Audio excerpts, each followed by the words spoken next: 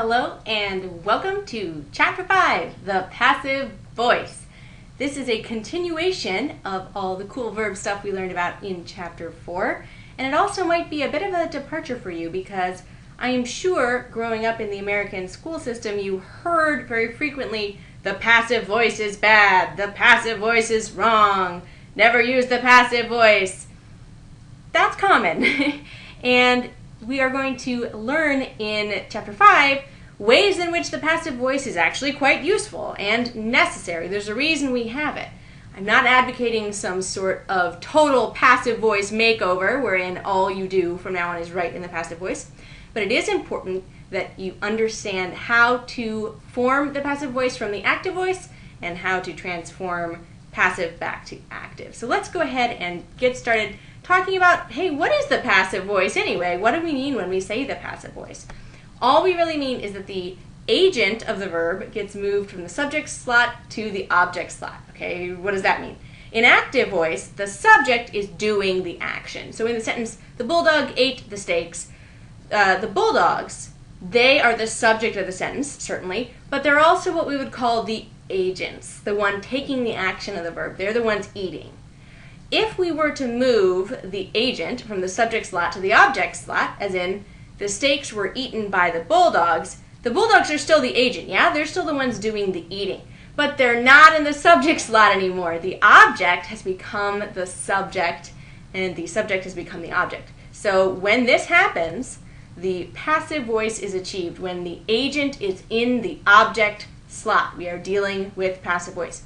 These are going to look different when we diagram them, these two different sentences. In the active voice diagram, the bulldogs ate the steaks. It looks like a regular old pattern 7 sentence. Everything is looking cool, everything is looking fine. In the passive voice, it becomes the steaks were eaten by the bulldogs. This looks like pattern 6, doesn't it? But it's actually pattern 7 passive in disguise. More on how you can tell if something is secretly passive voice later on.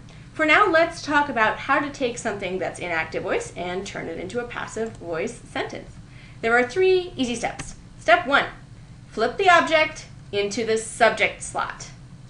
Step 2, add be plus en to the existing verb string. Be plus en is a required component of the passive voice formula. And step 3, add the original subject to the end of the sentence, following the preposition by, if you want to. Let me show you how this works. Sample sentence, Aaron Rodgers threw the touchdown pass. Of course he did. Step 1, take the object and put it into the subject slot. That would become the touchdown pass through. We're clearly not done because this is a terrible sentence. The original verb string is past plus throw. We're going to transform it into past plus be plus en plus throw. That becomes step 2, the touchdown pass was thrown. Step 3, optional. If we want to, we might want to make it clear who's doing all of this touchdown pass throwing. We could say the touchdown pass was thrown by Aaron Rodgers. Technically, we could just say the touchdown pass was thrown. We don't need Aaron Rodgers. Just kidding, of course we need Aaron Rodgers. I'm sure you can see from this sentence why your writing teachers might have railed against the passive voice. It's because a sentence like the touchdown pass was thrown, it doesn't have an agent, so it lacks a lot of urgency, a lot of substance. Let's talk about intransitive verbs and their role in forming the passive voice. Guess what? They don't have one. The entire process of forming passive voice is flipping subject and object. So if we don't have an object, well, we're not going to be able to form the passive voice. And intransitive verbs, by definition, don't have objects, so they're not going to be able to form passive voice sentences. I don't really have anything else to say about that. So please enjoy this photo of a bulldog wearing an Aaron Rodgers jersey. I alluded to the passive voice verb expansion formula earlier. Let's take a look at it now. You'll recall from Chapter 4 that the active voice verb expansion formula is T, optional modal, optional auxiliary have, optional auxiliary be, with the present participle ending, main verb.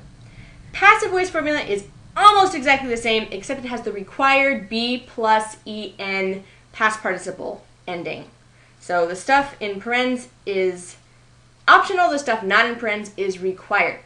So here's the big tip for recognizing passive voice. If you look at a sentence and you notice that it has an auxiliary be in the verb string, and that auxiliary be is not followed by ing, you are dealing with the passive voice.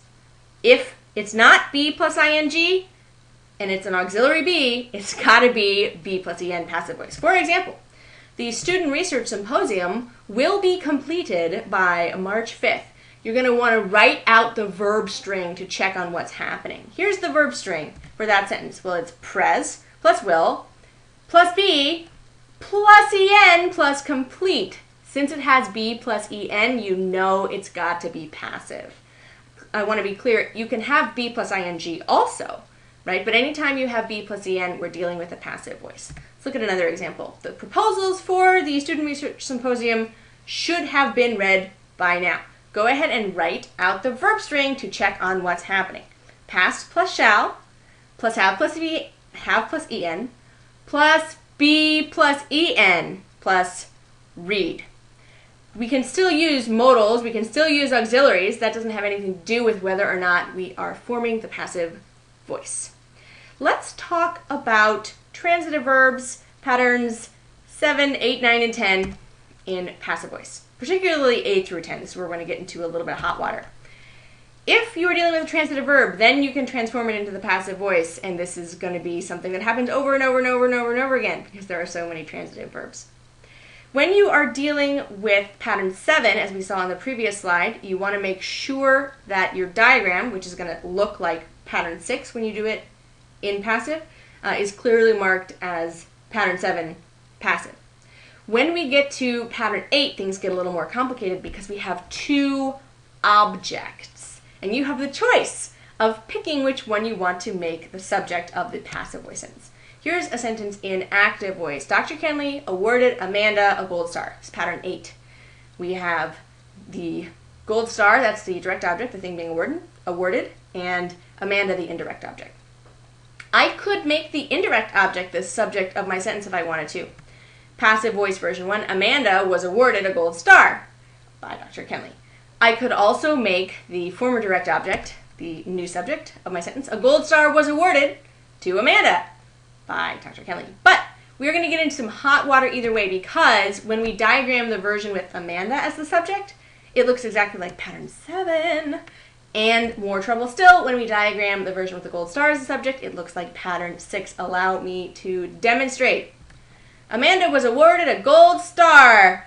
Oh, it looks exactly like pattern 7, but it's still pattern 8. And the way you can tell is by looking at that verb string. Was awarded, that's past, plus be plus en plus award. Pattern 8 in disguise. Or, a gold star was awarded to Amanda. This looks like pattern 6, but it's actually pattern 8 as well. And again, you can tell that we're dealing with passive voice because the verb string is past plus be plus en plus award. Check out the verb string. That is how you know. We also get into the same diagram debacle with pattern 9. Here's a pattern 9 sentence in active voice. Most bulldogs consider naps essential. Pattern 9 sentence in passive voice. Naps are considered essential by bulldogs. So here's the active diagram. On this slide, it's very clear that this is pattern 9. It couldn't be anything else. But if we look at the passive voice, pattern 9 diagrammed, wah, wah, it looks like pattern 4. There are 2 ways you can tell, I think, here. One, consider isn't usually a linking verb, right? So that's a little bit of a red flag. And also, of course, it's pres plus be plus en plus consider. Pattern 9, not pattern 4. Another place where we're going to run into some trouble is with pattern 10 in the passive voice. Here's a pattern 10 active voice sentence. They call the wind Mariah. Here it is in passive voice. Mariah was called the wind by them. Hard to imagine why they didn't write it that way. So in the diagram, it's clearly pattern 10, everybody's moving, everybody's grooving, everything is fine. But when we transform the active voice diagram into the passive voice diagram, you will notice that it doesn't look like pattern 10 anymore, it looks like pattern 5. Again, the verb string is the way to go here. Just write out the verb string. If you see that B plus EN, you know you are actually dealing with a pattern 10 sentence that is incognito. All this talk about verb strings has got me wondering, how can we transform passive voice back to active voice? And it actually is pretty easy. I would just do what I almost always do, which is what Missy Elliott would do. Whatever Missy Elliott would do, that's what I'm going to do, especially when it comes to transforming passive voice back to active voice. Just put your thing down, flip it, and reverse it. What do I mean by that? Of course I mean write the verb string down, okay, put your thing down, flip it, flip the subject and direct object, and reverse the B plus EN, aka take it out, delete it, get rid of it. Put your thing down, flip it, and reverse it. So for example, in the sentence, a Missy Elliott tribute is being planned by the English department. First thing, put your thing down, write the verb string, pres plus B plus ing plus B plus EN plus plan. Flip it, so we're going to take the subject and direct object and just flip them. The English department, blank, a Missy Elliott tribute. And then reverse it. Take B plus EN out of the verb string and reconjugate. Now it's pres plus B plus ing plus plan. The English department is planning a Missy Elliott tribute. Couldn't be simpler. Let's talk a little bit more about a couple of concepts that are related to verb strings. One is the expletive there versus the locative there. We talked about this a little bit in chapter 13, but we're talking about it here again because just like the passive voice, the expletive there is another way to shift sentence focus. So here's an example sentence. There's a fork in the road. Grammatically, the there isn't serving any function. It's just taking up space so that the emphasis can be on fork. Da-da-da, da-da-da. There's a fork in the road. Grammatically, what it's saying is a fork is in the road, okay? So to represent the expletive nature of there, the fact that it doesn't have actually anything to do with the sentence, we diagram it floating up in the sky. There is a fork in the road. This is not to be confused with the locative there. I'm going to show you a fantastic video about the locative there in class. But the locative there is a big finger pointing, telling you there something is. If you can rephrase it as a question, you're probably dealing with the locative there. So for example, where is the fork in the road? There is the fork in the road. And that sentence is going to look totally different. The locative there, of course, it's an adverb. It is part of our sentence diagram. One more way to shift sentence focus, or one more way generally, two small ways specifically. Clefts, the it and what clefs. So you could use the it cleft or the what cleft to add extra emphasis to your sentence. The it cleft is when you add the words it was in front of any part of the sentence. So if I took the sentence Butch ate a bone from the floor and I use the it cleft, I would say it was Butch who ate a bone from the floor. So I'm saying it was Butch, not Cassidy. Or I could put it in front of bone. It was a bone that Butch ate from the floor, not a Cheeto. Or it was from the floor that Butch ate a bone, not his doggy wool. So I'm shifting emphasis to a different part of the sentence. The what cleft works very similarly, and the original verb phrase is going to get moved to the front. There's a diagram of the what cleft on page 354 in your books, but we're not really going to deal with it until we get to chapter 8. Butch says, "You might have thought the passive voice was just something to avoid, but now you can see it has its grammatical uses, and it's actually quite easy to manipulate, once you, of course, practice. Get to work, and we will see you soon."